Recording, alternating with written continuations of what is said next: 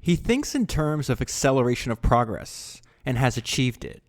Only his quiet authority suggests that this is the same man who has for years figured in the headlines of English, French, Italian, Spanish, Greek, German, and American newspapers.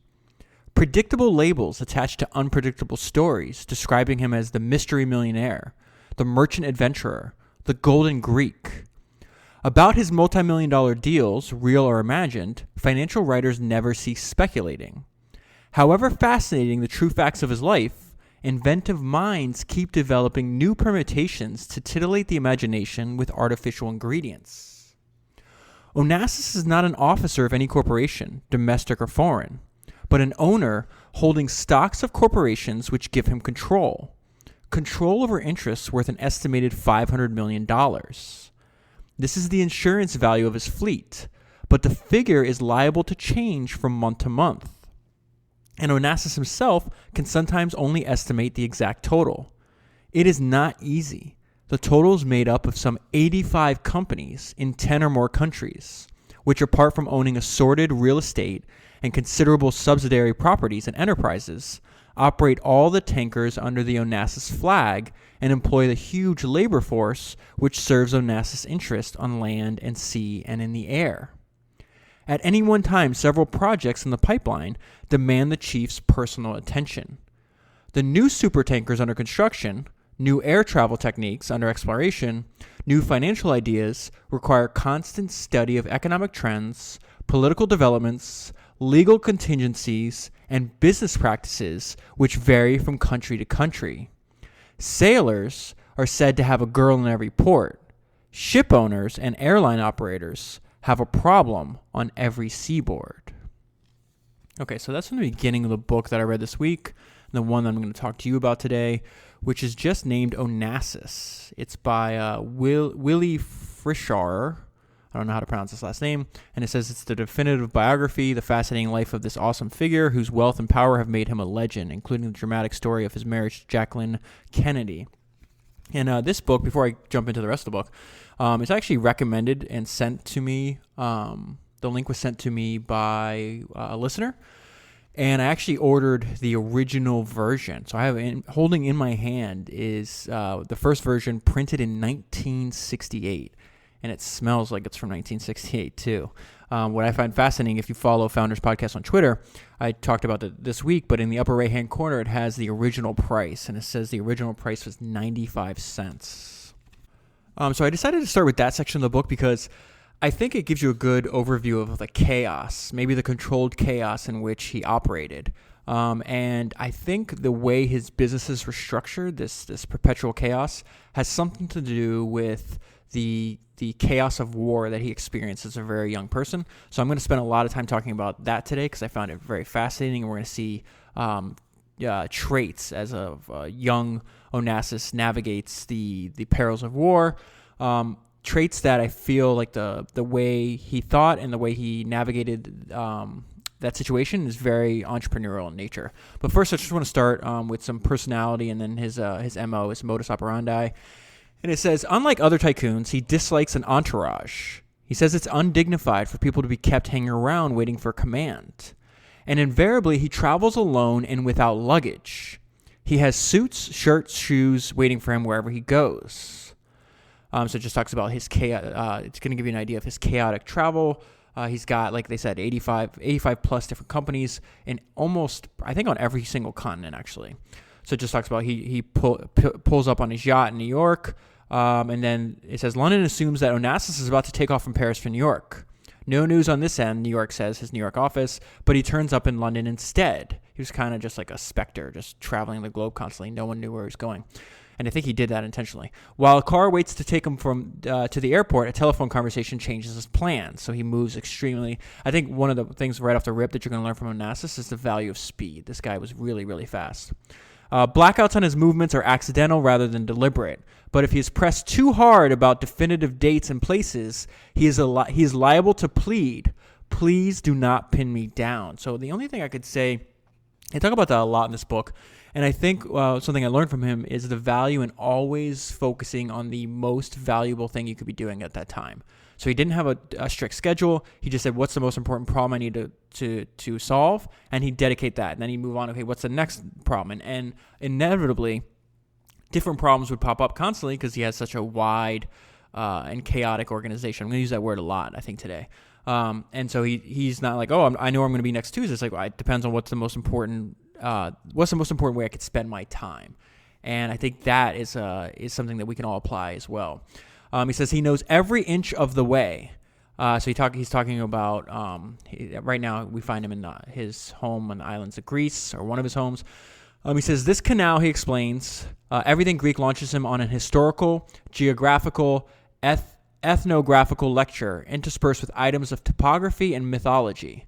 And he talks about this canal was originally built for Alexander the Great. I put that part in there because he's constantly learning. And so this serves him later in life because he studies a lot of history, studies a lot of like political history, military history, and then he keeps an eye on what's going on. Yeah, obviously, his business was built in shipping, which is hugely affected, as we've seen with the other entrepreneurs that we've covered that operate in shipping. So I guess I should back up before I get there. If you remember the podcast I did on the invisible billionaire, Daniel K. Ludwig, in that book, he's also mentioned in this book, interesting enough, so that's another example of this whole idea of books are the original links. But in that book, it talks a lot about his competition with Aristotle Onassis, and then this other Greek, which is actually Onassis' brother-in-law.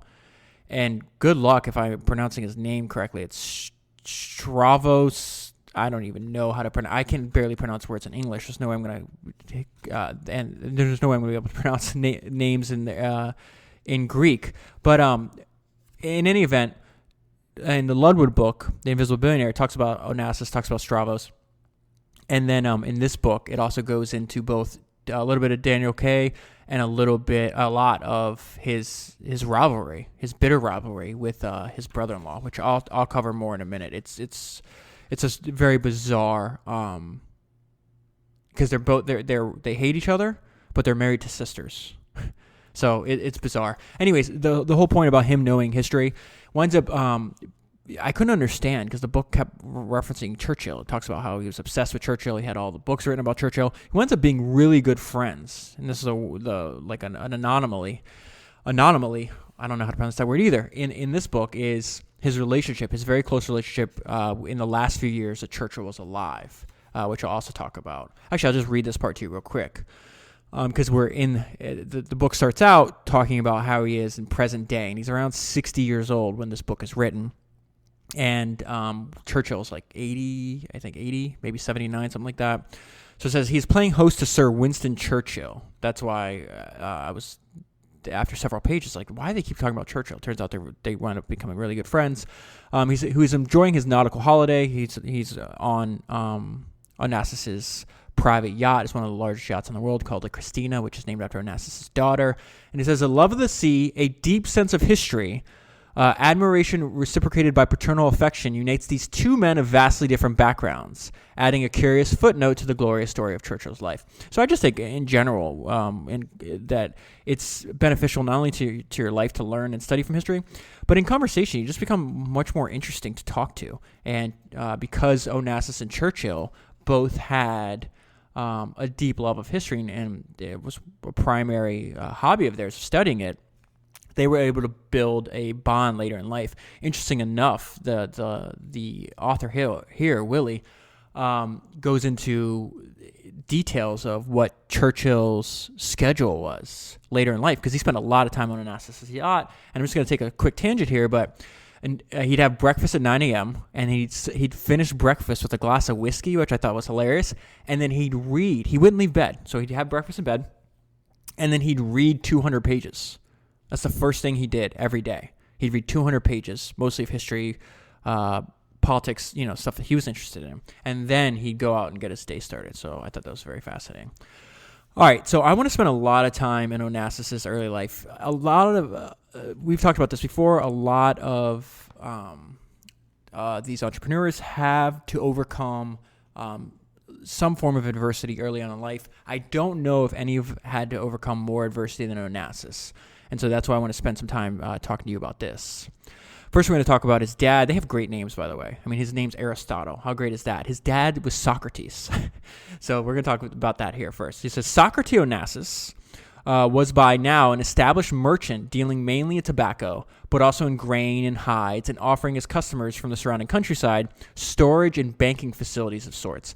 So they live in this place called Smyrna, which, based on this other research I did, was I guess is now modern day Turkey, and they're going to get caught in the I think it's the Greco-Turkish War. So this is a little background of how their life was right before this war, which is going to come in and devastate his family. So a lot of people are going to die, and he's got to flee the country. So Socrates, at the age of 26, met Penelope. He didn't meet her. That's when Onassis' mom, named Penelope, died. So at the age of 26, Penelope died as a result of a kidney operation. Aristotle was only 6. So this is before the war. He loses his mom. This is all the first tragic event of his in his life, one of many. Aristotle Onassis says that he was brought up by his grandmother. Remember his grandmother, because she's going to befall a tragedy as well. Aristotle was a quiet, sad little boy who solely missed his mother. Okay, so his father was a merchant, entrepreneur, another word for that, and he wanted to teach him business, a young Aristotle business, but interesting enough, Aristotle wasn't interested yet. Aristotle's only inclination at this time ran towards sports. He sailed, rowed, swam, and played water polo. And so Socrates is talking to his son. He says, "What are you going to be? A fisherman or a boatman?" Because remember, they're Greek, so that's their occupation, their expected occupation, I should say. It has something to do with the sea. Neither was an occupation worthy of Aristotle, he said, which turns out he changes his mind, obviously. He was 14 when he was in line for a place in the Greek national water polo team to compete in the Olympic Games, so he's focused on sports at this time. It was a great honor, but his father put his foot down. The expedition would interfere with the boy's studies, he said, and he would not allow him to go. So another disappointment. It was a huge disappointment, but his father's stern regime paid dividends. In spite of his preoccupation with sport, they call him Aristotle, I'm going to call him Aristotle, made good progress at school. His quick grasp and his extraordinary memory made up for time spent in other pursuits. He learned to speak English and soon knew enough French and Italian. I think he winds up knowing, so he knows English, French, Italian, Greek, and I think one other language as well. Okay, so he's a teenager at this time. He hasn't had a mom for almost 10 years, and this is the start of the Greco-Turkish War, and this is going to come right to his front door, literally. So it says Turkish progress was so rapid, meaning they're invading where he lives, that any plans Onassis' brothers, meaning his dad and his dad's family, made for the future were quickly overtaken by events. Socrates gathered his family around him in his house by the sea. Aristotle Onassis was still 4 months away from his 17th birthday, and he went to sleep knowing that this was the last day of his youth. So what they're talking about there is you can see the Turkish ships in the harbor right by their house, and they're going to invade the very next day. Aristotle awoke to the thunder of guns. Aristotle and his father had their first inkling of disaster when, looking out from behind the curtains, they could see the city being swallowed up in thick, dark smoke. But what registered most in Aristotle's mind was his father's somber face and the despair in his eyes. Though Socrates, remember, a lot of times, like, you're not going to reach your full potential unless in many cases, you're forced to. And this is an early example of that in Aristotle's life, because at 16 years old, he's like, okay, there's no more time to be a boy. I now have to grow up and I have to take care of my family. Not only does he have to take care of families, that's a secondary. He has to make sure he survives first. So a ton of people that they know are going to get killed right now. Through Socrates, Onassis did not speak. Aristotle could sense his deep anxiety. Family and property were in danger. Here, you could say that again. The business he had built up over the years was liable to be wiped out. His father appeared to weaken, and Aristotle seemed to gain strength and maturity. He had reached a stage when he was full. Now, this is interesting. So, his father wanted him. Remember, he wanted him to be in business, but he also wanted him to be an educated person. So he wanted him to send him to school at Oxford in England. And so he had reached a stage when he was fully qualified to enter Oxford. This was his father's dearest wish. However bitter the thought, he realized that this dream had vanished. "Never mind, father," he said. "If we survive, I shall find a job and help keep the family going." He did not know it then, but this was exactly what would happen. So now the war breaks out. and people are being killed right in front of him. He said Aristotle saw men being dragged from their homes and taken away. Many were put up against a wall and shot in cold blood. Remember, he's 16 years old. So while I'm telling you this story, think about what you were doing when you were 16 and imagine having to go through this. Others were hanged from trees. He's literally in a war zone, and lampposts. Grown men were begging for their lives. Women were screaming for help. Children watching, too numb to cry. So it talks about this river by their house. Floating in the water could be seen clusters of severed heads of young Greek girls tied together by their hair like a bunch of coconuts.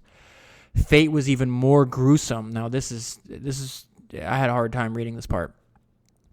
So some of them stay in the city they're in. Some of them try to run. His uncle, who's involved in politics, tries to run 40 miles away. He gets caught and they think about if you've ever studied any kind of what happens in war, like when they say they're tried by the military court, this is not like what you may be used to. It's like, oh, okay, in 4 months from now I'll have a trial and maybe I'll be sentenced 6 months after that. No, the trials happen really fast. They're found guilty, of course, because it's an invading army, and they're hung right away. So that happens to his uncle. Boom, his brother's his dad's brother's dead. Now it gets even worse. Some people are sent off to concentration camps in the interior of the island. Fate was more even gruesome. And this is, I can't pronounce the name, but this is Socrates, so his aunt, so Socrates Onassis' sister and her husband, right? So that would be Aristotle's aunt, and his child, which would be his niece, had sought sanctuary in a church. They're in a little Greek town a little ways away. 500 Greek men, women, and children would huddle together in prayer when the Turks set the church on fire. Every last man, woman, and child perish in the flame. So he's already lost, let's say, half a dozen family members, and the war just began. They're dead immediately. Socrates Onassis, his dad, was arrested and lodged in prison. Now, what do you think is going to happen to him?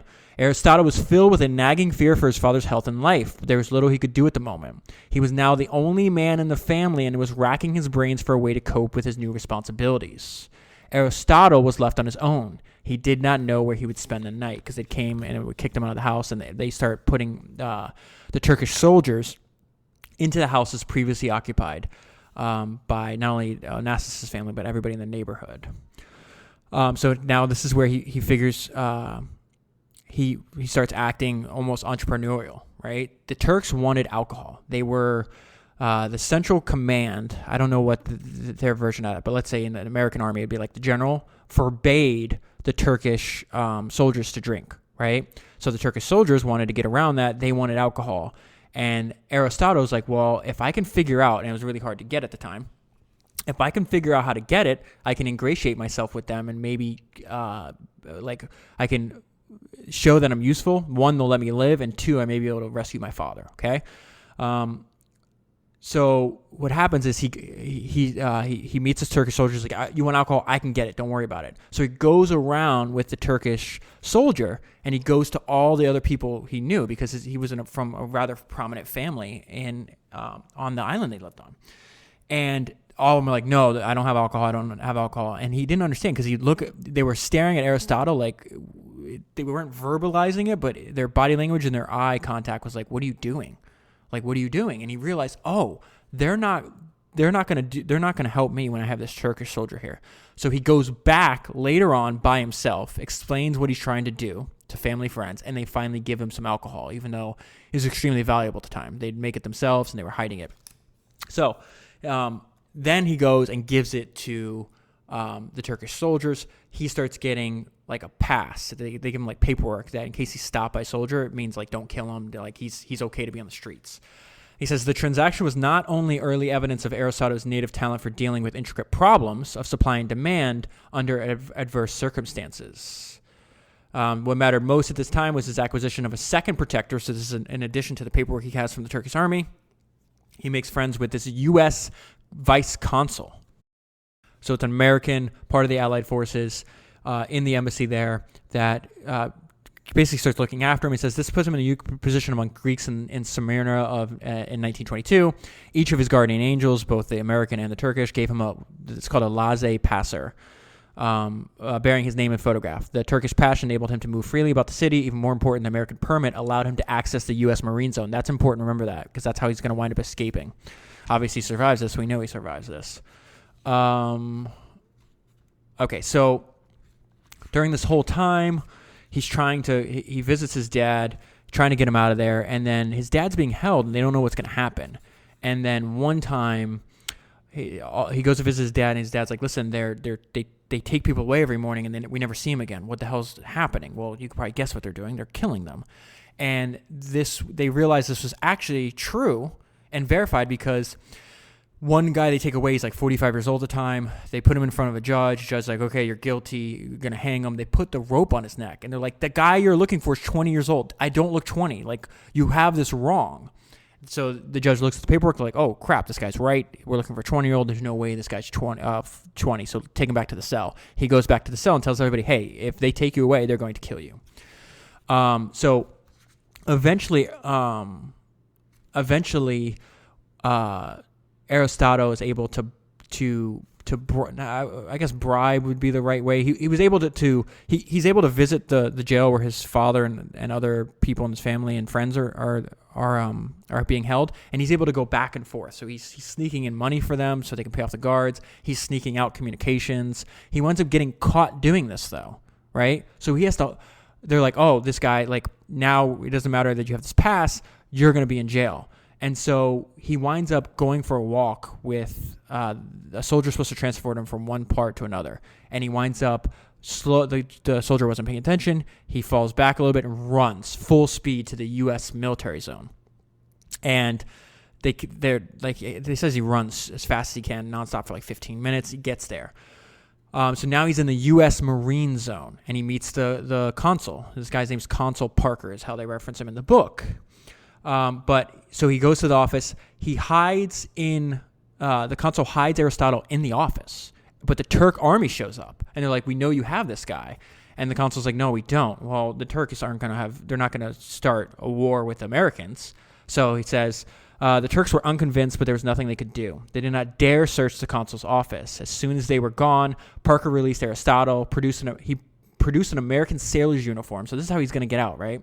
Produced an American sailor's uniform for the youngest to put on, took him to the harbor, and put him aboard a U.S. destroyer.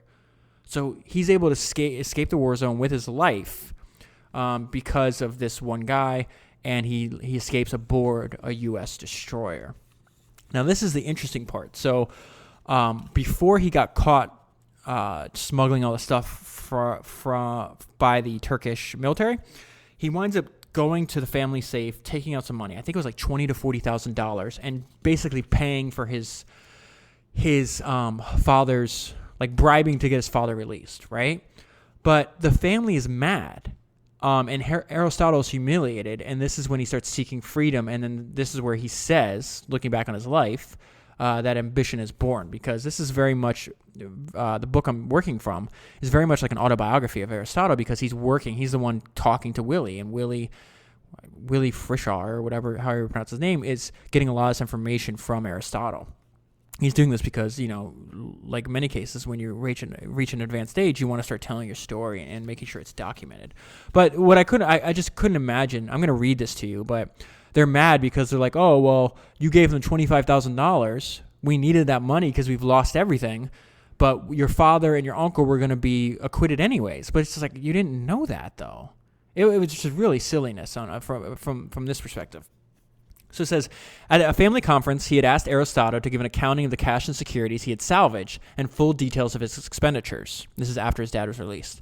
The largest item in the transactions for which young Aristotle was responsible was the I'm going to just convert to dollars here, $25,000 he had paid for his father's release. Both his father and Uncle Homer, more great Greek names, right, thought it an exorbitant and totally unnecessary outlay because they contended Socrates Onassis had already been acquitted and would have been released in any case. But again, why you? They were killing people left and right. I'd buy some insurance. It's okay if I spend that money. Aristotle was very upset. Never before had he felt so humiliated, and never ever after. The injury to his pride produced a typical reaction, and later he said that the anger and frustration of this period of his life gave birth to the ambition and drive, which later took him to the top. He was anxious to get away and took the traditional Greek way out. I shall keep no more than, this is a direct quote from Aristotle to his father, I shall keep no more than $250 of what's left, and I'll emigrate. His angers were coupled with an urge toward adventure. Above all, he wanted to remain his own master. Remember, we talk about this, like the motivation. Why are so many people interested in entrepreneurship also like so weird? Why are there misfits, to use Steve Jobs' term? Like why? Why is there such an overlap there? And I think a lot of it has to do with the feeling of control over your own life. And it's hard to have control over your own life if you don't control how you make money in the world. And as a result of that, also how you spend time, how you spend your time. And since half of your waking time ostensibly is going to be spent on work, if you want to control over your time, then that means you learn how to become an entrepreneur. Which is where we are watching, and I guess listening would be a better term, of Aristotle learn how to do that right now. He wanted to remain his own master as he'd been in those past few months. Remember, he was by himself, nobody around, and he just has to survive. He wanted to stand on his own 2 feet and prove himself. Once the decision was made, he lost no time. So there's that speed. He takes a long time contemplating. Reminds me kind of like how Charlie Munger describes the process at Berkshire Hathaway, that a lot of time is spent learning, analyzing, thinking. You would look at them and think they're doing nothing. And yet, when they have an opportunity before them, they make a decision really, really fast and move on it immediately. Aristotle, as far as I can tell from this book, was the same way. Okay, so he's headed to Argentina, he actually becomes a nationalized citizen of Argentina. And on his journey to Argentina, he learned something that's very, very valuable. And let me look. I don't want to mess this up, so let me pull up this quote. It's one of the most famous Steve Jobs quotes. And okay, here it is. I'm going to read this to you real quick. This is Steve Jobs talking. When you grow up, you get told that the world is the way it is, and your job is to live your life inside the world. Try not to bash into the walls too much. Have a nice family life. Save a little money. But that is a very limited life. Life can be much broader when you discover one simple fact. Everything around you that you call life was made up by people that were no smarter than you. You can change it. You can influence it. You can build things that other people can use. You can poke life, and something will pop out of the other side. So what is Steve Jobs telling us? He's telling us that life is malleable. And most people think it's just rigid. It's, I was born here. This is what I have to do. Okay, I'm going to go. They tell me to go to school. I'm going to go to school. I'm going to go get a job, go get married. I'm just going to wait till I die. Steve Jobs is like, no, that's the wrong thing. You can change it. You can mold it. That is maybe the most important thing, meaning the most important thing to realize, because it affects everything else. It's very like a meta skill, right? To shake off this erroneous notion that life is there and you're just going to live in it. Embrace it. Change it. Improve it. Make your mark on it. Once you learn that, you'll never be the same again. The reason I bring that up is because in this section of the book, when he's on this boat, has no money, no family, he's by himself, he's still a kid. He's a kid. He realizes that everything is malleable. Okay? So he's poor. He's in like what they call the steerage passengers. And he's basically like in the hull of the ship. And it says steerage passengers received one meal a day. They ate either standing up or squatting on the floor. Space was cramped. The smell appalling. You can imagine why it smells so bad. I'll let you fill that in. And so, kind of related to this next sentence, sanitary conditions were primitive. So Onassis is in this. What does he do? He realizes, they're like, well, if you pay another $20, you could transfer to a cabin where you share it with 6 other people, but like you're not in the hull, right? Well, he doesn't have the $20. So he says the alternative was a personal approach to the purser, which is this guy running the section they're in, which is the course he chose. Reinforcing his plea with a $5 bill, meaning a bribe, he sweet-talked, as he puts it, and somehow persuaded the purser to let him stay in the aft part of the ship. So he's realizing, okay, like these are the guidelines they're giving everybody else. The vast majority of the people on the ship are not thinking like entrepreneurs, right? They're like, oh, okay, well, that's it. I have to stay down here, and if I want somewhere else, I have to pay $20. Entrepreneurs realize that what Steve Jobs just told us. One of the most important things that you need to learn in your life, and you'll never be the same once you internalize this. Everything is malleable. You can manipulate life. You can poke it. Something will change. Your actions have an effect. And so a young Aristotle realized, like, oh, okay, well, people, like, it's not rigid. I have to convince one person. And and people are like, they're prone to change their mind. They will respond to like personal requests if you do it in a right way. Here, let me be real nice to the guy, sweet talk him, and give him a little money. And then maybe that it's not guaranteed to work, but it increases my chances of working, and it wound up working for him. All right, so he arrives in Argentina, has no money. This is his first job. They offered him a job at a wage of 25 cents an hour. Remember, this guy winds up being, I tweeted out a section from the book this week. He winds up, his companies all combined, let's say 30 years from where we are in this story. He's starting out at 25 cents an hour. Eventually, he makes about $50 million a year. We're going to see the same traits that make you successful when you have a large company are the same traits that make you successful when you're just starting out. And it says it was his first ever job, and he attacked it with gusto. He was asked by the manager whether they would be willing to work overtime. Aristotle Onassis was not sure what this implied. His boss, he was working at this place called Western Electric, by the way. It's like a telephone exchange, which was very like manual back in the day. His boss explained that anyone prepared to work after 5 o'clock would be paid time and a half. Aristotle promptly volunteered. And so they asked, how many hours will you work? And he says, hours? Aristotle's reply was all night. At this rate of pay, he was prepared to work 24 hours a day. With one stroke, he and his friends were rich, quote unquote. He now earned 3 times the amount he needed to pay his way. So what he figured out was like, these are my monthly expenses, and so I need to make sure I hit this every month. Eventually, rather quickly, he winds up for every month he works this way, he buys 3 more months of expenses. And there's just more examples of his resourcefulness. Greatest description of entrepreneurs, I think, comes from Paul Graham. He says they're relentlessly resourceful, and Aristotle definitely fits into that. He says another suggestion for young Onassis: would he care to become a telephone operator? Aristotle was all for it. It involved only a few days training. He learned quickly, and soon he had mastered the mechanics. 3 weeks later, he saw another chance to better himself. So again, realizing I'm on one vine. I need to swing to the next, right? I'm not going to let go of the vine I'm on until I know I can grab the other one, but I'm keep waking my way up and keep focused on progress. So he starts out 25 cents an hour, then he does time and a half, then he becomes a telephone operator, and now 3 weeks later, saw another chance to better himself. Would you mind switching to night work? His boss asked him. He starts getting more money because he's working overnight. And then what happens? He realizes, well, if I'm working overnight, I don't need my bed. I can rent my bed out. This is what he liked about night work. It left him his days free to explore new avenues of advancement. Remember, he's focused on advancing. He sublet his bed to a fellow Greek who slept in it while he was on night shift. So he was around a lot of other poor people, realizing, hey, most people, they want an apartment or a place to live just because so they have a place to sleep at night. So I'm going to give this guy my bed for cheaper, and he can get an apartment and it's just added money to me because I'm working. He made a study of local. This is his first business. He winds up manufacturing cigarettes. Interesting enough, actually importing tobacco. Oh, what he does here is really, really smart. He made a study of local cigarette manufacturers who might become his customers.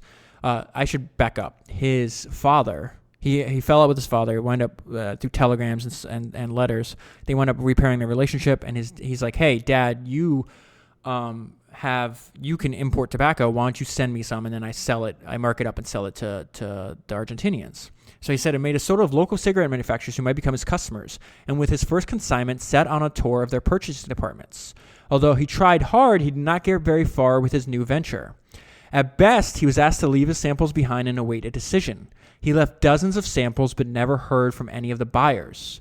There was no point in banging his head against a brick wall. Okay, so before I continue, there's 2 examples. This is the first one of probably the most important thing you're going to learn from Aristotle Onassis is the same. I use another Charlie Munger quote.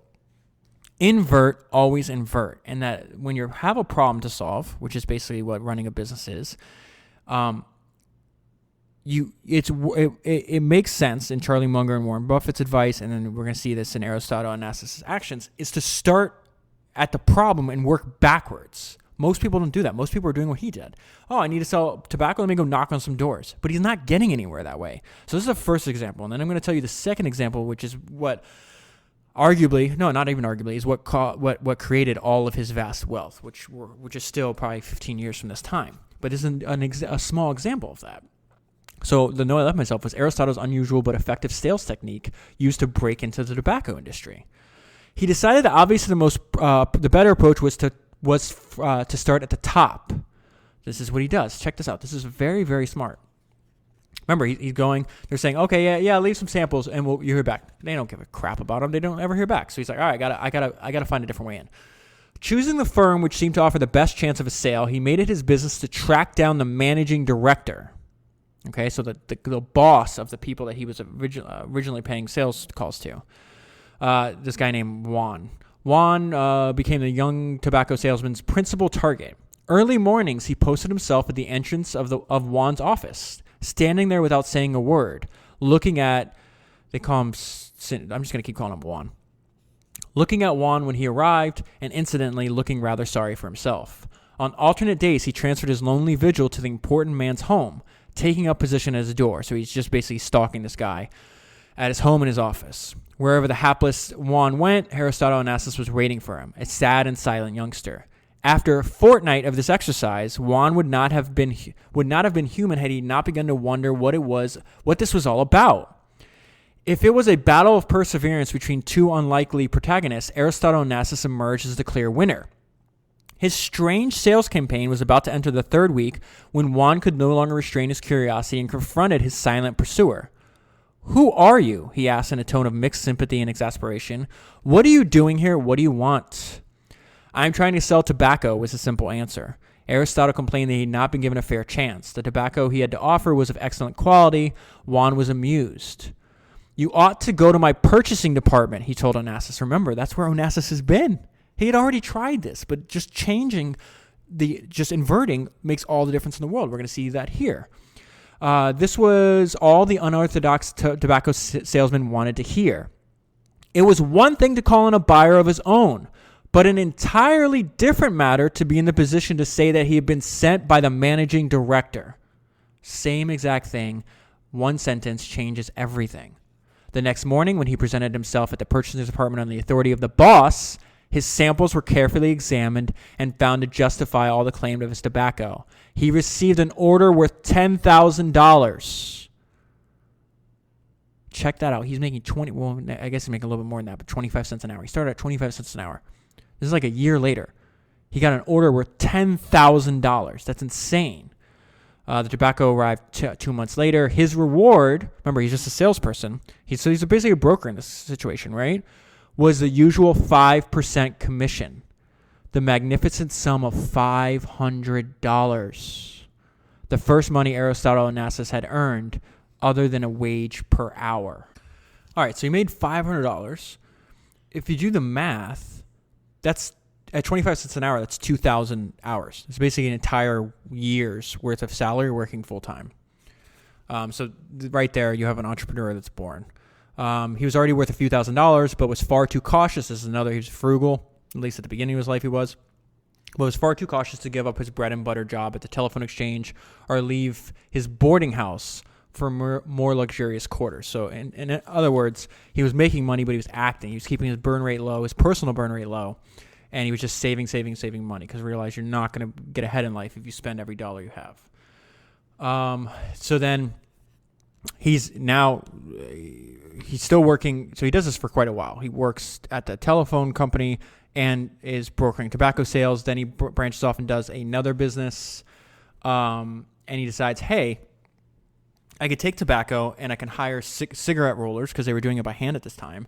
And he starts adding, I think, like different ingredients like rosemary and stuff like that. And his idea is, I'm going to make cigarettes targeted at women.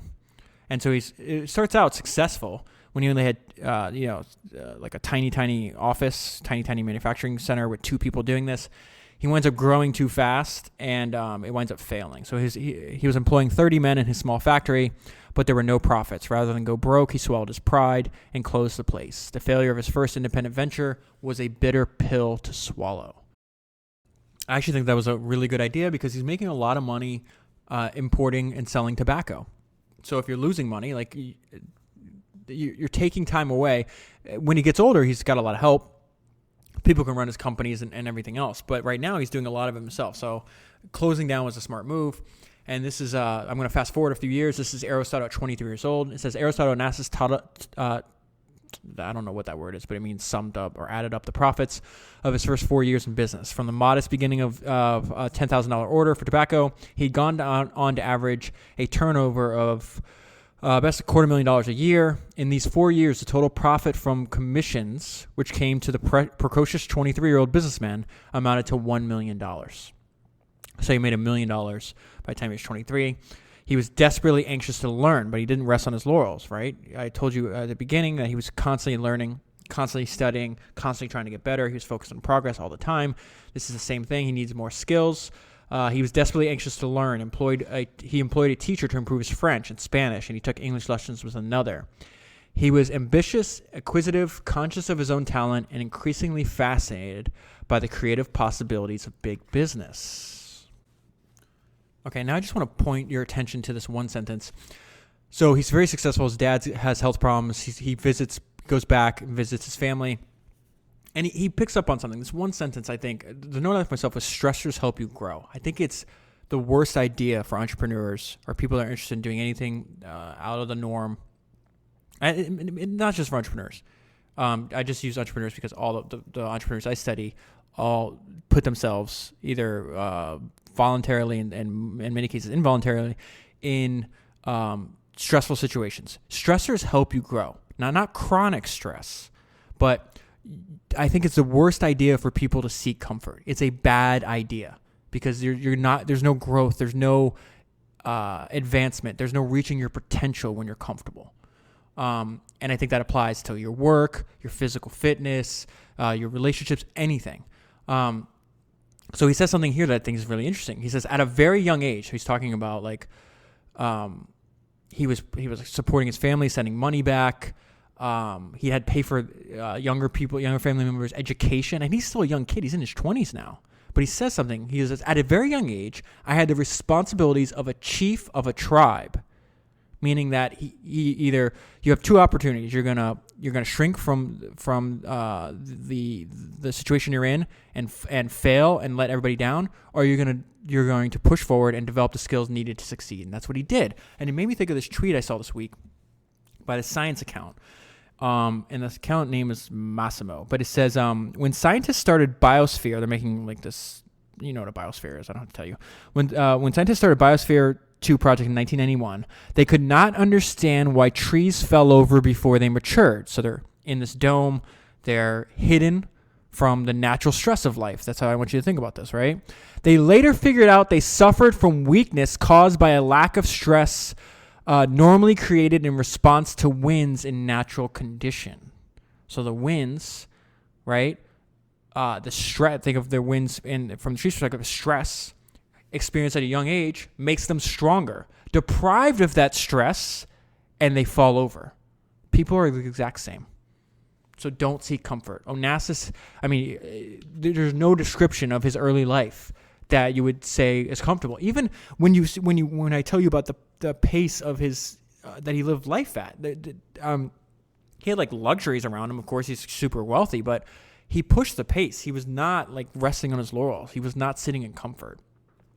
Okay, so remember, he starts out. He builds his first small fortune in the tobacco industry, but this is when he starts thinking about the shipping industry, and This is how Aristotle thought about a shipping industry, or thought about the shipping industry. So he's living in Buenos Aires. The foreign minister summoned him. He winds up becoming what's called a consulate. So let me just read this. It was really at this moment he assumed office as consul that a ship owner was born. So he's got a basically almost like I guess it's a political appointment, or diplomatic duty is what they call it, between Greece and Argentina. So his first days as the consulate coincided with the beginning of the world economic crisis, and shipping, being a barometer of economic conditions, was badly affected, so more stress. And what they're talking about here, we're at the beginning of the worldwide Great Depression. So he's basically responsible for the relationship because at this time, Greece is sending a lot of exports to Argentina. How do they get them there at this time? Of course, it's through shipping. So this is how he's exposed to the shipping industry. Kind of has an in from the very beginning. He has to deal with stuff like crew disputes, conflicts with port authorities, and all manners of problems came within his province. The shadow of current difficulties could not dim the glamour of shipping. And he says something great later on in life where people are like, oh, aren't you worried? He's got a long career. And as such, you're going to go through multiple economic growth periods and economic contractions. And he's like, no. He's like, why aren't you worried? At this time, his company's losing $40,000 a day or something like that. This is way in the future. He's like, why don't you sell off all your assets? He's like, the company's worth $300 million. Like, he's like, recessions, I think is the word he uses. He goes, it's all part of the game. I think it's a very healthy way to think about it. Not, oh my God, this is the end of the world. People jumping off of buildings. It's, oh, this is normal. This happens all the time. And part of the game, part of succeeding at this game in business is being able to weather these storms successfully. Okay, so it says his work as consul enhanced his love of the sea, taking him one long step nearer to his ambition. More than anything else, Aristotle Onassis wanted to own and run ships. And from the dream and the idea, it was only a short step to the intention and the plan. To persuade himself that the plan was sound, he went in for what he called a little mental gymnastics. This is actually really smart, how he decides he's going to get involved in the shipping industry. In his mind's eye, he visualized a ship with a capacity of 500,000 cubic feet of grain, which might have cost $1 million to build in 1920. That's 10 years earlier from the point we are in the story.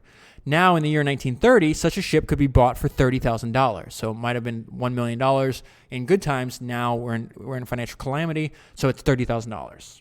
Although it had run less than half its lifespan. As an importer always concerned with storage, he calculated that it would cost 6 or 7 times that amount, at least $200,000, to build an open storage hangar, just a roof without walls, not counting the price of land. So he's like, what if I just buy it now and I store the ship? Because the expenses is, you could lose your shirt if you're running, like you're paying all these expenses and you have no inventory, right? So he says a 10-year-old ship was good for another decade, would be a floating warehouse for the price of a Rolls Royce. To Onassis, recalling his reasoning, it had a sound built-in safety factor. Even if his arithmetic proved faulty, nothing was lost. So what he's saying is, like, I'm going to buy the assets now, and I'm not going to use them. No other people were thinking like this at the time. It's really bizarre. Because at that time, the ships could have been sold for scrap and would have fetched twice the amount invested. So, again, not only is he doing something smart, he's like, okay, the expense, shipping is a dangerous business, but it's dangerous because you have all these daily expenses, and if you don't have cargo, right, you're going to lose a lot of money every day. But if I'm buying ships for pennies on the dollar and I just wait till the economy improves, I have nothing to lose, because what the ship would scrap, if I just said I'm going to destroy the ship and sell off its parts, it's going to fetch twice what I pay. So I've capped my downside. I have no downside and all upside. You can't go wrong, he told himself, but continuing his monologue on a cautionary note, he took into account that while only $30,000 was needed to become a ship owner, operating the ship could easily result in a loss of $10,000 in one round trip. He had seen it happen time and time again, breaking the back of many ship owners. So he studied the industry and realized where the downfall was. Since he did not need a floating warehouse but very much wanted to own a ship, he came to the conclusion that it would be sound business to buy a bunch of secondhand ships cheaply at this time of economic depression, but most important, to keep them laid up for 1, 2, or maybe 3 years, and then move them, which means when the economy picked up. Moving them is when you're actually operating the ships. Ships were constantly in his mind. I must get into the business, he kept saying. So essentially, he gets his first ships for 1% of their original costs.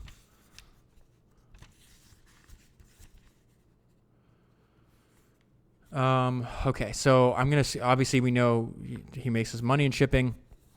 I'm going to get to the point where I tell you how he expands so rapidly by working backwards, which I mentioned earlier.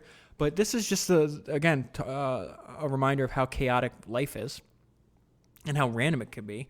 One sick cook led Aristotle to one of his greatest competitive advantages, and also one of the things that he gets criticized the most for doing. Aristotle Onassis received a message that the ship, he's using an all-Greek crew, flying under a Greek flag. So think of ships as mini businesses, and where they're registered is like if you register your business in California or New York, whatever the case is. A lot of obviously U.S. corporations are registered in Delaware because of certain benefits. Well, ships are the same way, and you could register them everywhere. That's why you see a lot of the American cruise companies. They're American companies, but their assets are in the Bahamas or something else. They're called flag of convenience, and we're going to see him use this this tactic more than what are we, 60 years ago, something like that. So he receives a message that the ship could not proceed to Copenhagen because the Greek consul refused clearance until a Greek seaman was found to replace the ship's assistant cook who had fallen ill and been taken to a hospital. So what they're saying is they have all these like union rules. It's not like a union, but it's typical like that. It's like these regulations. It's like you cannot move this entire ship, and you can't just replace the cook with any guy in Copenhagen. You have to fly in a Greek. Bizarre rules, right? A technicality, one man out of a crew of 30 was holding up the ship. And what happens when you hold up ships? You cost tons and tons of money every day. And threatening to upset a carefully worked out schedule. Aristotle Onassis decided to personally intercede with the consul, who happened to be an old friend and former schoolmate. But the consul insisted on the letter of the law. A Greek cook would have to be brought in as a replacement. Onassis pleaded with his friend. His was an unreasonable request, he explained. There was no air connection, meaning no airport to get him to, and it might take a week or more before another Greek cook could come from Athens. Surely you won't hold up a whole ship with valuable cargo over a small matter like this. Well, of course they do. Their answer was the same. They're not budging. He left the consulate and went to work. By telephone and telegram, he contacted the agents, instructing them to register the ship without delay under the Panamanian flag. Within hours, the formalities were completed. So he's transferring assets from Greek to Panama. Panama doesn't have these regulations. With one stroke of his pen, Aristotle Onassis not only freed himself of the restrictive practices which threatened to delay his ship, for the first time he availed himself of the considerable advantages of Panamanian facilities, which simplified shipping procedures at a time when technical and legal complications were piling up for ships under most flags. So let me just explain to you what's happening. Greek has a long history of shipping, right? And what happens over time? You're going to say, you're going to pass one rule now, and then 5 years later you add another rule, and then pretty soon, 100 years, 200 years in the future, you have all these rules that may not even make sense. Like this, like why do I have to fly a guy or ship a Greek, one Greek cook, and I'm holding up my ship for 7 days? Meanwhile, you have newer countries that are trying to compete with other countries like Panama and eventually Liberia, who don't have that history. So therefore, they don't have those rules and regulations, and they get the benefit because now you can use Panamanian workers. You have more money spent directly in their country because that's where the ship is most of the time. And so you have all these benefits. Going over to the Panamanian flag, as Aristotle Onassis saw, it was like reverting to the conditions that existed before World War I under all flags when supply and demand determined success or failure. An operator was able to fix the size of the crew according to the ship's needs, as opposed to just saying, hey, you need, they'd have like central planning committee saying this is how many you need. You need 30 people. What if you could get the job done with 7? Doesn't matter. You still need 30. That's ridiculous. Ships needs, there was no overmanning nor feather bedding is what they called it. Owners employed people who were good at their job, discarded those who were not skilled or efficient. That's another thing. You couldn't really fire people. Besides, a ship under the Panamanian flag was not subject to exchange regulations and could trade in any currency. This is another huge advantage he has. Last but not least, taxes were negligible. In fact, taxes were non-existent. So this is an example of him studying and learning, and then he had the confidence in himself and his abilities to go in his own direction. Most tankers at this time were 9,000 tons. He decided to make 15,000 tons. This is a little bit about that. Onassis was reaching the end of a meticulous investigation into the possibilities and economics of the tanker business. He wants to transport. Instead of doing dry goods, now he's going to do oil and stuff, which had occupied him for some time. The financial opportunities were tempting enough, but another motive gave a strong impetus to his plans. By tradition, the Greeks concentrated on dry cargo ships, considering tankers, business-wise, a hazardous proposition. But it's a lot of money in oil at this time. Now Onassis decided to go into tankers in a big way. So he realizes, does the math, and it's like, everybody's building 9,000. He's one of the first people to build 15,000 because he realized the economics are better. I just need to bring this up because his quick, restless personality is mentioned a lot. And the note of myself, I wonder if his impatience was exacerbated by living through war and realizing that, when you have friends and people die prematurely, you realize, oh, life's not guaranteed. I need to move as quick as possible. Oh, I forgot to mention what happened to his grandmother. So his grandmother winds up escaping on a ship by herself, right? She gets away, and they can't find her. They're worried about her. Remember, his mom died, and so this is the person that raised him. His grandmother's like 80 years old at the time. She goes to like another island. It might be another Greek island to escape the war that's happening, and they realize other people escaping realize that she has money in her purse, like gold and other stuff. So she's climbing in on a ladder, and as she's doing this from a ship, they start trying to grab her purse and stealing from her. And eventually, she's 8 years old, and they throw her off the ladder, and she dies. So, unbelievable. More tragedy added to the young life of Aristotle Onassis. So this is a description of Onassis, one sentence: a sailor's restless quest for change and the impatience of a quicksilver mind. Let's see. I have a bunch of notes here. I don't know what they mean. War intrudes again. Do what you can with what you have, and problems are just opportunity and work clothes. Let's see what that note meant. To a shipping man and a Greek who had seen 3 wars between his 6th and his 16th year, not to speak of the gruesome aftermaths, these were a momentous, deeply stirring events. The economic consequences were as grim. What year am I in? This might be... Oh, yep, World War II. Okay, 1940. So it says... Oh, I'm not... now I understand what happened.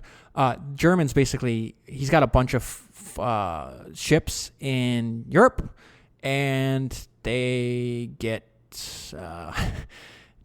basically, they're like, you're not moving these ships out of the harbor. So they're just stuck. So it says this brings a total of his immobilized tonnage up to 50,000 tons. For an independent owner, a tremendous fleet to be completely removed from his control, a tremendous amount of tons. After 15 years, we're 15 years of him being a ship owner, of almost unimpeded progress, these were the first real setbacks in the career of Aristotle Onassis. They were cruel blows. So that's what I meant. The war is messing up his business. So what does he do? Well, I'm not a country. I'm not going to go fight the Germans. So I have to do what I can with what I have. Now with his European takers immobilized in the Baltic, he was forced to turn his attention to American-based ships. That's Onassis. Apart from looking after the ships, he reorganized his tobacco business and arranged for tobacco from Brazil and Cuba to replace the Asian supplies, which were cut off by the war at sea. So that's it. Like, I have a big problem. I'm going to focus on making my American and other ships as profitable as possible. And then, hey, my tobacco business is getting interrupted by war. Okay, I'll just import from a different country. He has no control over war, but you can control over how you react. The opposite of relentlessly resourceful is wasteful, and then he also preferred his organizational structure to be decentralized. So it says, Onassis felt that he might be taking charge of a company. Oh, so they have this giant Argentinian navigation company, him and another giant ship owner. The government's trying to get these two guys to invest, and he's thinking about it for a while, and then he's like, wait a minute, I've identified a potential problem.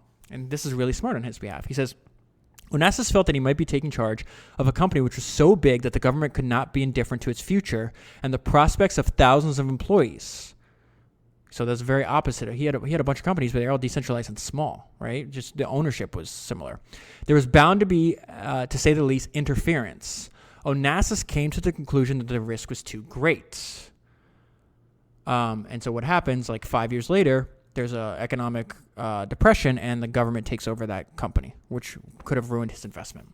And then this is what I meant about the opposite of relentlessly resourceful is wasteful. He says, Onassis, who has never cut himself off completely from his early years of struggle, cannot watch waste with indifference. Okay, now I want to get to probably the most important thing that ever happened to him. And this is what I meant about Charlie Munger's quote, invert, always invert. At the time, you have, this is after World War II, you have a bunch of these old warships. Remember, Daniel K. Ludwig, the invisible billionaire, made his money doing almost the exact same thing as what Onassis is doing. And that's buying these old ships, retrofitting them so they can transport oil, right? But Aristotle, he's making a little bit of money. He's doing well, but he can't grow his... Remember, he has, I think, the largest private... winds up having the largest private fleet in the world, if I'm not mistaken. But how do you get that if no one will lend you money? So he's going around all these banks. First of all, they don't want to deal with a foreigner. So he has to do these agreements where, like, you have to have an American agent. So 51% of the company has to be owned by American. He can control the other 49%. This winds up coming back to bite him because they're saying that there was, like, fake basically like he was lying. He could really controlled it, even though, and interesting enough, some of his lawyers that set up this ownership agreement wind up working for the American government and prosecuting him. He gets out of it with a fine, but I thought that was really fascinating.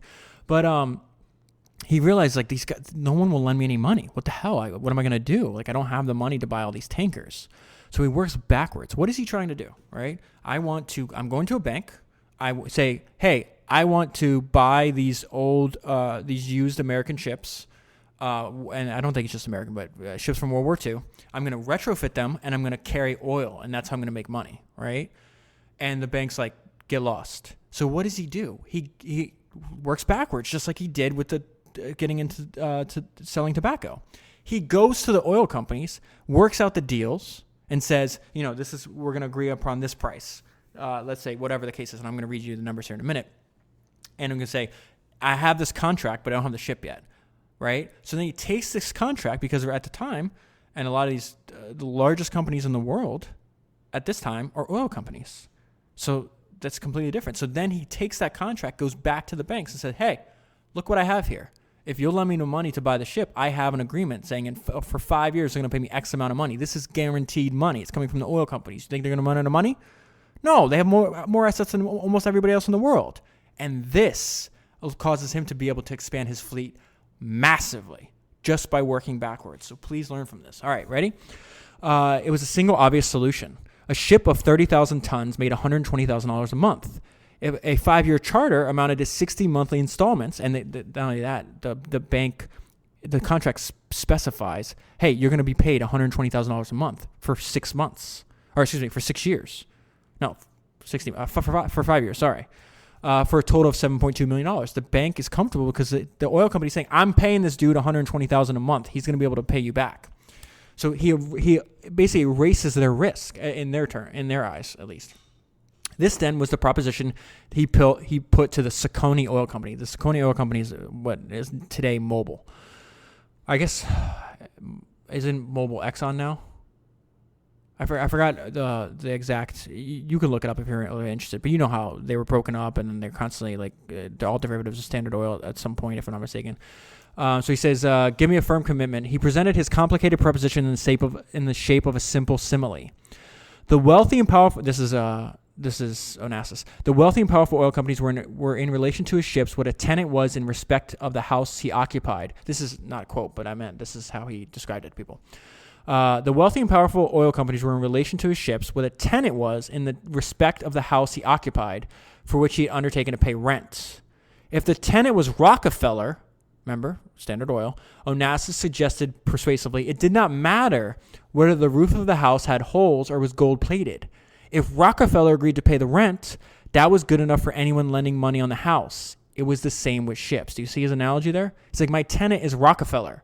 Do you think he's not going to pay me? I'm getting paid. Eventually, the oil companies consented to this construction, and their assurance to pay come hell and high water was a commitment which he gave the oil companies absolute security and established a principle which made shipping finance history. So this is what his Daniel Ludwig uses, Onassis uses, Stravos, which I might cover in the future. His brother-in-law winds up dying in Switzerland at the age of 86 with a net worth of $22 billion, mainly from using this idea as well. With this insurance in his pocket, Aristotle Onassis hurried to Metropolitan Life Bank for the best part of the year. In time-devouring negotiations, the two men headed exploring this deal, arguing, fencing, moving forward. So basically, for over a year, he's been trying to fight and get money, not working. Now, once he does this, now the climax was at hand. It was a matter of a few minutes. Think about it. Going in the opposite direction, starting the logical way from the beginning to the end, takes a year, doesn't get anywhere. Works backwards, closes the deal in a few minutes. When Onassis produced a new formula, they agreed to give him the blessing of the loan, provided there was a firm commitment by the oil company to pay in all circumstances, which there was. This was now no more than a formality. His exhilaration was more like, he was super happy at this time, obviously you could imagine, was more like that of a man who had solved a problem, like the triumph of a scientist who had discovered a new formula. This is the formula he built his business on. For the banks, there was, then think about from their perspective, he's just solved a huge problem for the banks, and now he's added a new asset class for them, so they love it too. For the banks, there was suddenly a new field for investment, and one by one, financial institutions abandoned their opposition to putting money into shipping. The dollars began to roll in. The Onassis formula opened the gate to an outflow which eventually rose to $2 billion. And then I just want to, on the same page, there's something here that I think is really important, that you need to have perseverance and belief in the inevitable. Thinking about why are you working in the field you're working in? And in his case, he just thought this was inevitable. Aristotle Onassis had not the slightest intention of submitting to this defeatist group, or this defeatist view. What it means that there's a limit. Everybody's telling him at the time there's a limit. Like, oh, we went from 9,000 tons to 15,000 tons. Now we're at 18,000 tons. Aristotle, you're trying to get us to go to 28,000 tons. Like, this is not possible. And Onassis, not only did he not believe it wasn't impossible, he thought it was inevitable. That he's like, the economics make too much sense, and ships can keep getting bigger. They're going to get bigger. And so this is how he's thinking about that. He says, Aristotle Onassis had not the slightest intention of submitting to this defeatist view. For more than a decade, he had been obsessed with the idea that the future of transportation was in bigger and bigger ships. And the opposition of the oil companies did nothing to undermine his faith in this new development, which he thought was inevitable. So he's ahead of the curve, and if you're ahead of the curve and you know what's happening, you just wait. And eventually, they're talking about 28,000 ton ships. Eventually, it gets to like 100. I think he builds one that's like 106,000 tons. So way bigger. Remember, when he starts out, it's like 9,000 tons, almost 10x what they thought was possible. This is an example that knowing human nature pays dividends. Though he could be pugnacious and persistent, Onassis had little of the hard-faced, unyielding tycoon in his mental makeup. Besides acceding to reasonable requests where others were likely refused, seemed a sound investment in human relations, which made many friends. So he's playing a long game here. He's not going to, when he's doing negotiations, he leaves something, makes sure everybody walks away with something. Because he's not doing one-off transactions where he's just going to take everything he can. Realizes, hey, humans, like the benefit of a compounding relationship in business over a long period of time is going to make a lot more than me thinking from the short term, just trying to make maybe 5 or 10% more. So again, I think him studying history, politics, and the like, he clearly understood humans. This is what I meant earlier about how he focused on the highest value activities, and I said Berkshire does the same thing. He was already shredding the load of routine work, but reserving decisions strictly for himself. So what they're talking about there is that if you remember how the organization, how Berkshire Hathaway is organized is when they buy a company, they basically they're like, you guys are running the company, you do whatever you need to do. And we're going to leave you alone. We're just going to stay in Omaha. We're going to control 2 things. One, we're going to control the investment decisions for all the profits that the Berkshire portfolio companies make. So we're going to decide where that money goes. And like right now, I think I just read Berkshire sitting on like $100 billion in cash or something like that. So it kind of gives you an indication of how they're looking at the current economy. And the second thing is we're going to control compensation because incentives are so important for human behavior. And so they control 2 things, and the rest is completely decentralized. So Onassis is like, listen, routine work, paperwork, I'll let the attorneys handle that. I'll let the people in the office handle that once we do it. But I'm going to reserve the decisions for the company, where we're putting our assets, what we're doing. That's not ever getting outsourced. That's literally my job every day. And he echoes, I don't know why, but he echoes, and it's interesting. I'd be very curious because Charlie Munger's famous for reading hundreds of biographies.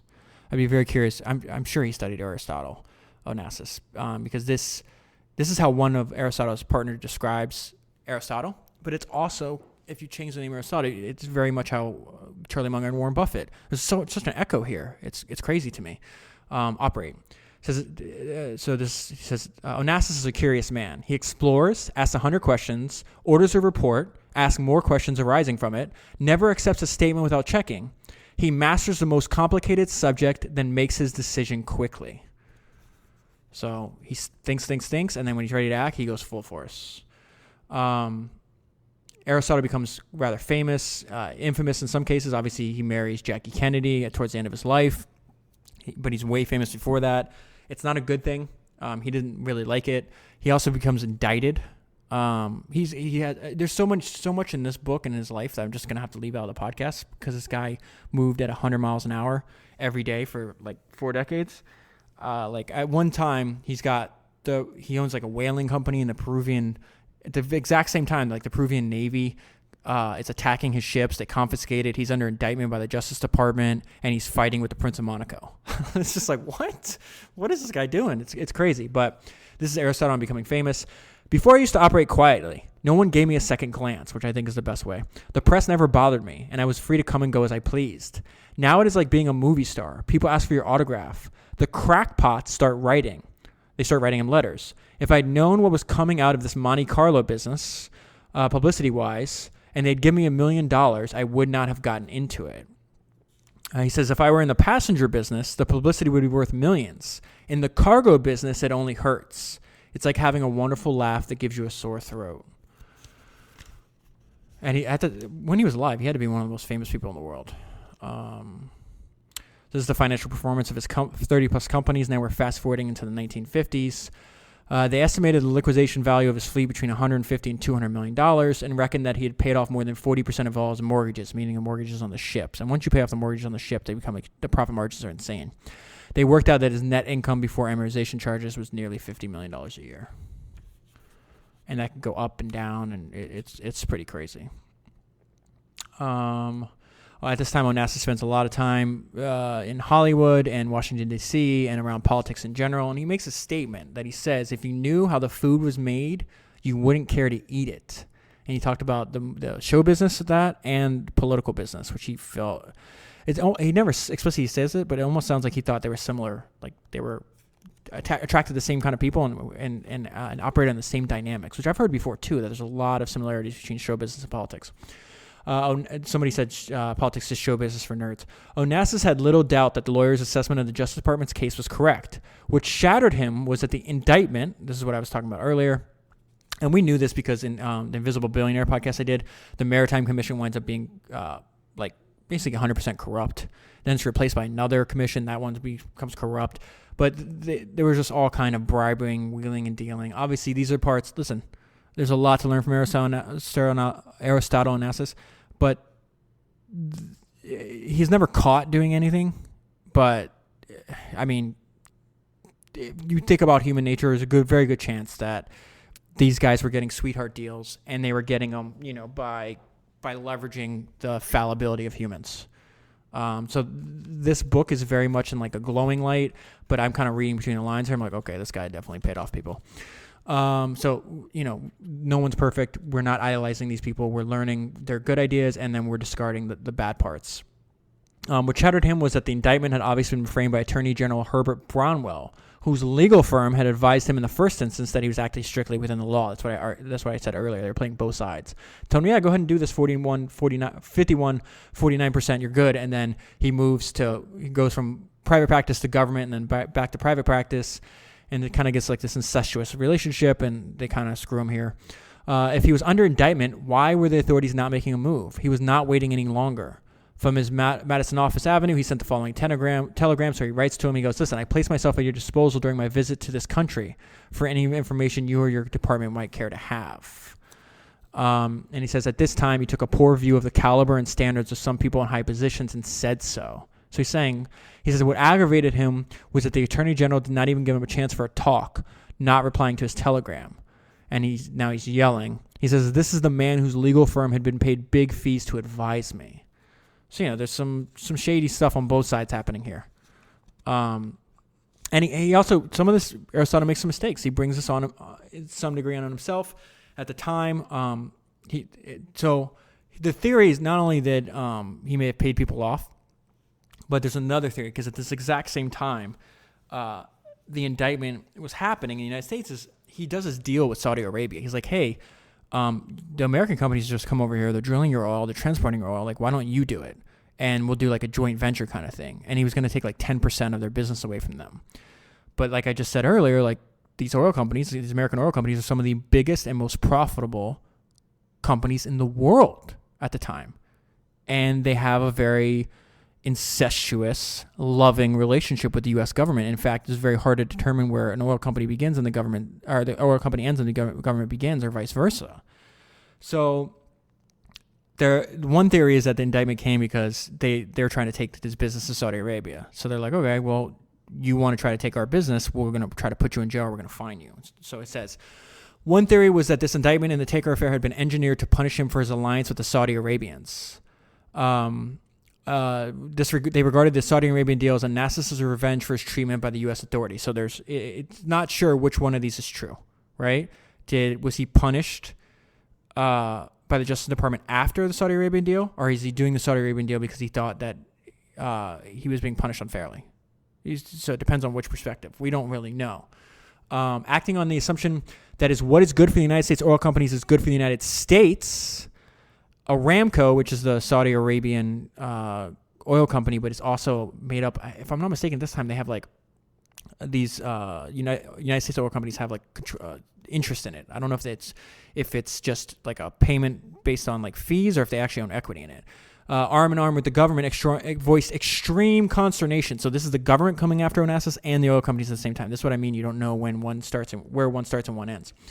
So they voiced extreme consternation. A dash of xenophobia aggravated the ugly mood. Remember, xenophobia is brought up all the time in modern day. Xenophobia is nothing new at all. And in fact, most of this book is about the fact that like you'd only get deals, like Greek would give deals to Greeks. They wouldn't mess with Argentinians and they wouldn't mess with this person. It's just a very like tribalistic undertones in this entire book. A dash of xenophobia aggravated the ugly mood. American officials were said to be perturbed lest transportation of oil became dependent on the naturalized citizen of a country, Argentina, which had not always readily cooperated with the West. So they wanted Americans in control of Saudi Arabian oil, not an Argentinian. So the book goes back and forth on this for a long time. This plays out for a very long time. I'm just going to go to the very end. It says, as he was wont to do, Aristotle Onassis was sitting on the deck of the Christina, that's his yacht, staring out at the wide expanse of the sea. He liked the loneliness of the night when all was quiet and he could be alone with his thoughts for hours. I do too. Sending them out as if it were across the ocean and over the horizon like tentacles to bring back new ideas and solutions to old problems. The subject that agitated him at this turbulent stage was the indictment hanging over his head in the United States and the civil claim linked with the criminal proceedings. So they hit him both. They hit him with a civil charge first, and then criminal charge as well. As a result of his communion with himself in the dead of the night, he decided abruptly to take the next flight to New York. He did not like it. Like it was just weighing on him too much. He's like, I'm just going there. I'm going to face whatever happens. And a lot of other, he's not the only one under indictment. A bunch of other people in the shipping industry are.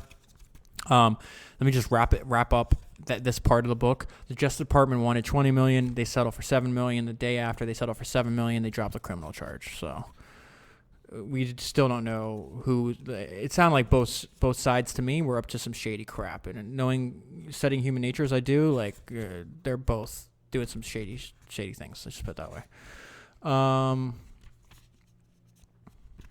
Okay, I need to read this part to you. Oh man, the shipping industry is insane, and I'm gonna hopefully this makes sense to you. There's a lot of numbers in here, but just bear with me because this is Aristotle. Aristotle describing like the volatility. Volatility obviously can make a fortune and can destroy a fortune, right? But it's very hard to not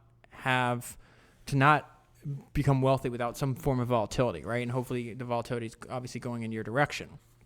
So check this out about the volatility of the shipping industry.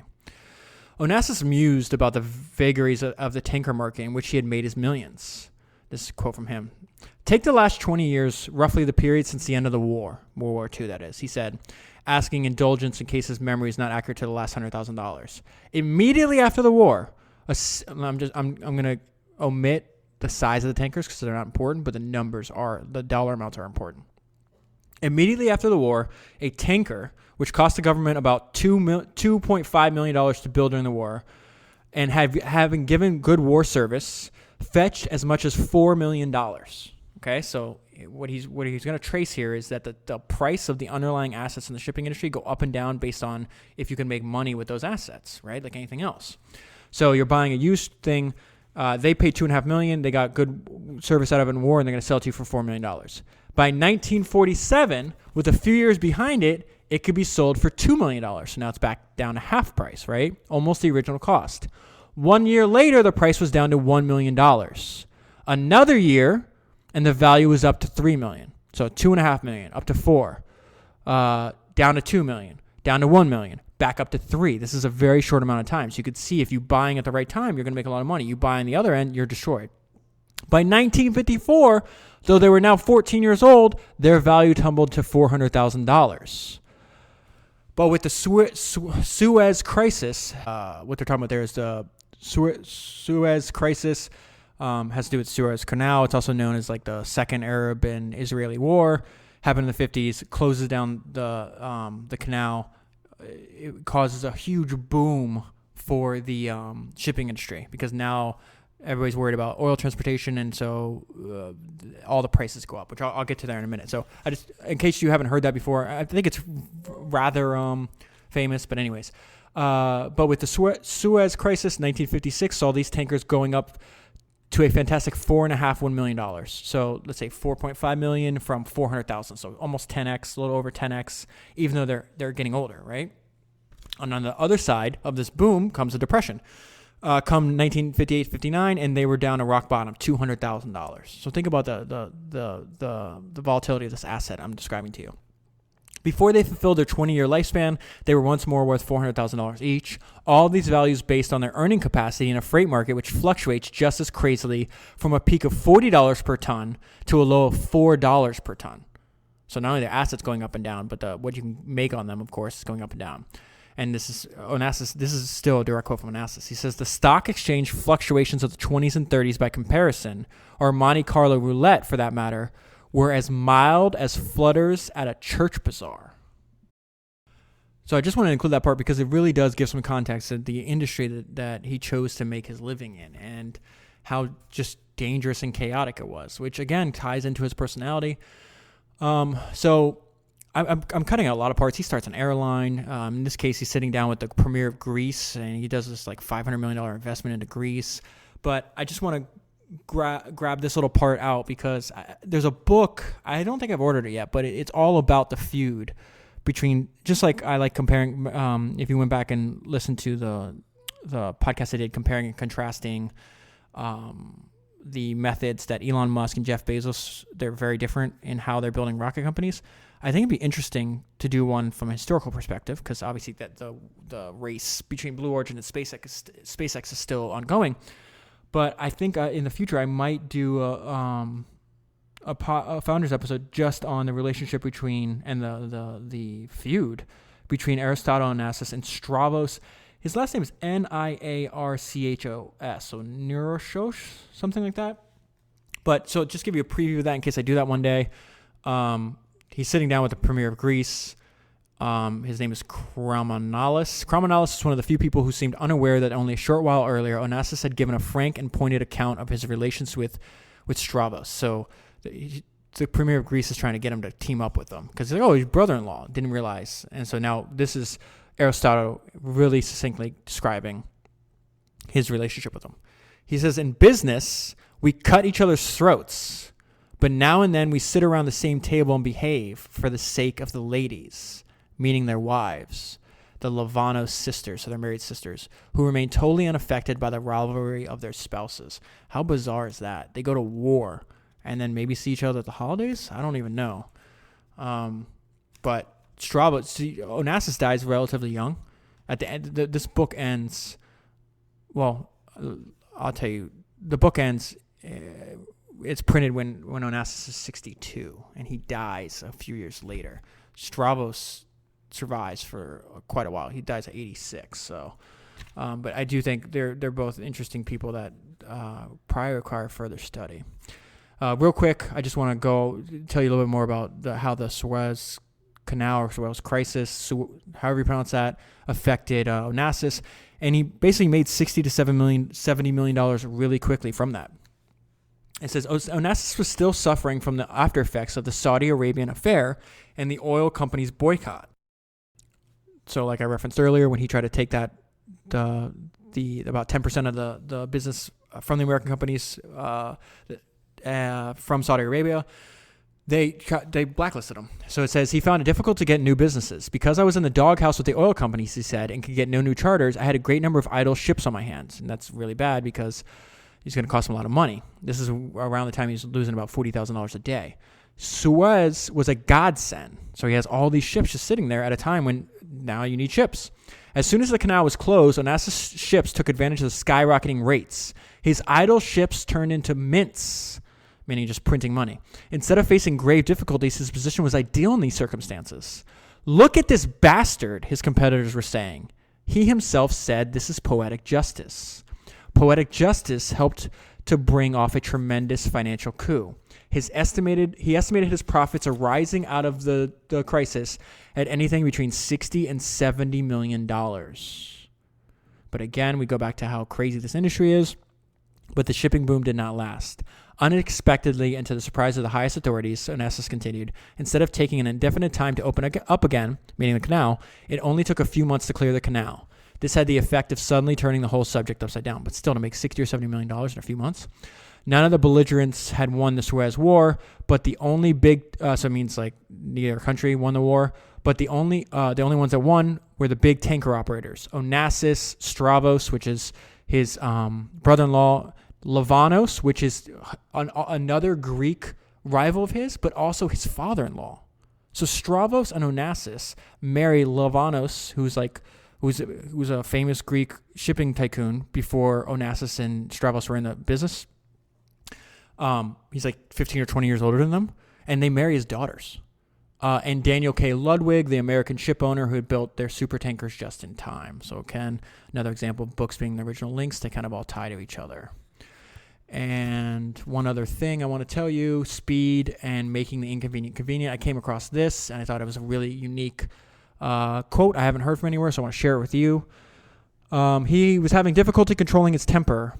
And now this is a quote from Onassis. People think the great advantage of the Panamanian or Liberian flag is taxation, he said, speaking vehemently.